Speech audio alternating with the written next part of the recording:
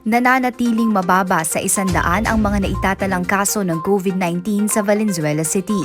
Ayon kay Mayor Rex Gatchalian, disiplina ng Valenzuelanos at agarang aksyon ng lokal na pamahalaan ang naging susi rito. So, ini-inculcate namin na everything is a group effort. So, naging sikreto nitong nakalipas na COVID, medyo masunurin talaga mga Venezuelano. Talaga nung sinabi namin, stay indoors, they did.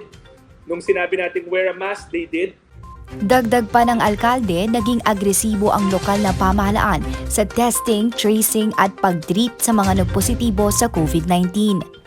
Test, right now, magta-10% na ng populasyon ang na-test natin kasi may sarili tayong laboratory. Trace, yan yung Valtrace namin, yung mega contact tracing center namin na may kaakibat na lahat ng tao dito, may QR code. So, ang dali nilang hanapin kung may contacts. And pangatlo, treat.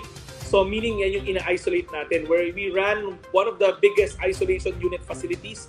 14 yon and then close to 1,200 beds nung kasagsagan and wala kaming home quarantine. So nakatulong talaga yon.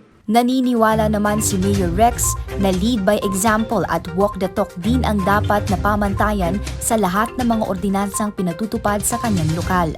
It really starts sa mga nanunungkulan. And here in Valenzuela, we take charge. Talagang sinasabi ko, it ends with me, it starts with me. Hindi pwede yung magsasalita ako na ganito ang direksyon natin tapos ako ang unang lalabag. Personally, the rules must apply with me kahit gaano kahirap, no?